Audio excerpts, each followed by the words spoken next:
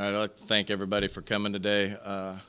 Had an up and down week. Ran into a buzzsaw against Wright State, and quite frankly, I told our team I felt like we got what we deserved. Practice leading into that game the day before, not a lot of focus on what we were trying to accomplish, and that's the way we played. That's exactly what it looked like. The great thing, though, we learned from our team is this week is that they responded in a tremendous way, turning around off that game, watching film of that game, and then having a one-day turnaround to get ready to play a good Atlantic 10 team in St. Louis, a team with a lot of size and athletic ability. And we were locked in, had a tremendous practice from a focus standpoint. And then our game day shoot-around as well as we continued to prepare for St. Louis. And then I felt like our players got what they deserved in that game. Just had an outstanding game from a defensive standpoint, from paying attention to detail and what we were trying to accomplish as a team. And I thought we made a change in the starting lineup, and I thought it helped.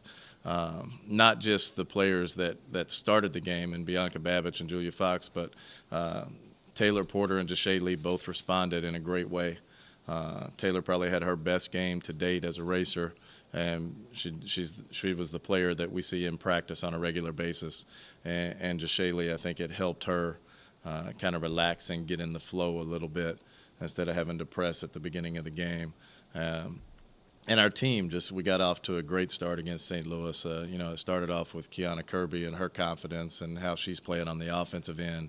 And defensively, we were locked in. We were able to get out to a lead early, and I think that was big for us.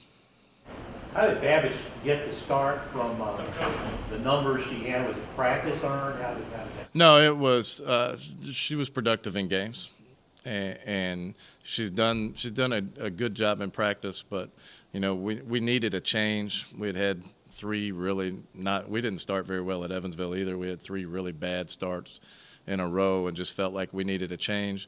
The one thing that B does is she's a tremendous shooter with deep range, and she's going to get shots up.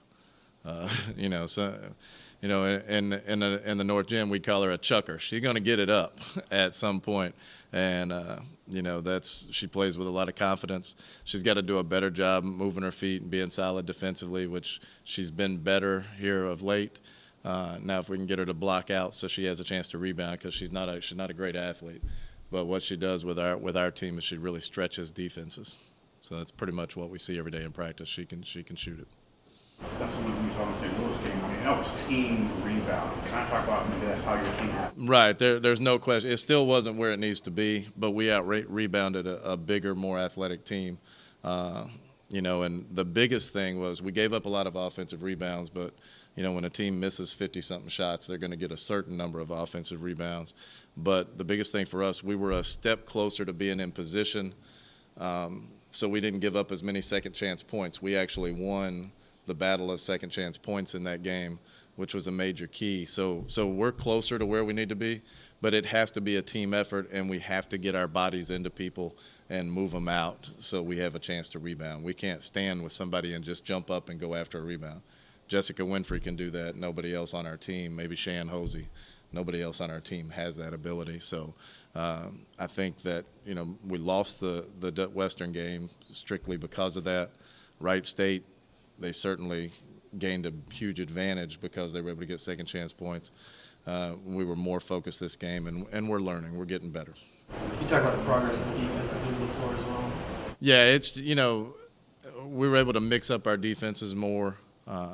Wright State just poses such a problem offensively. I mean, if we zoned them, it was going to be trouble for us anywhere we go. I mean, they're good offensively, and against St. Louis, we were able to mix our defenses. I thought it confused them a little bit, and we were able to take away a very, very good offensive player in Erin Nelson, who was their leading scorer and held her to 7 points and really, kind of had her out of sorts. So I'm pleased with that. And it was a total team effort. Much better job of staying between the ball and the basket and paying attention to detail and playing assignment defense like we play. Can you talk about this? I'll stay a little bit. What kind of you can come in an athletic team. You look at their record. It's 1-4. It's not a great record, But then you look at, they've been on the road, they've played Florida, and they've played teams close, and then you start looking at their numbers, good, solid perimeter shooting.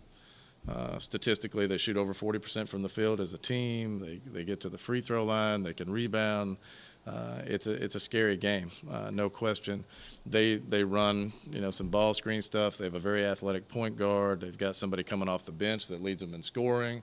They got a post player that went for 24 points at Jacksonville State the other day. So we certainly have our hands full. We got another quick turnaround where they've had 5 or 6 days to prepare for us. So we've got to have a great practice today. We've got to have the same type of focus that we had preparing for St. Louis. And one thing we'll learn now, we've got a chance to learn, okay, how does our team respond after a successful, rebound, come back from what happened against Wright State and regain focus that maybe you didn't have earlier. You learned a lesson. I feel like we've learned a lesson.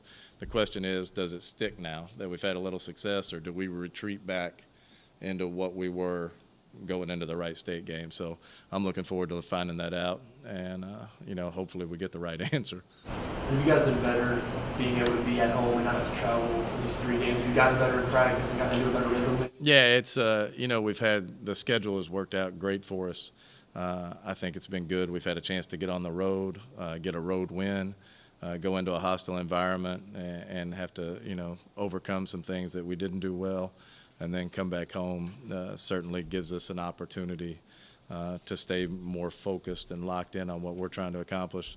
You flip that over. If you're on the road, then they don't have to worry about their friends and all those things going on. So I think the schedule is set up nicely for us. Now we've just got to pay attention to detail and be disciplined in the next game and take care of business. And then we've got Thanksgiving break, and I have to go on the road to Lipscomb, which is a tough place to play.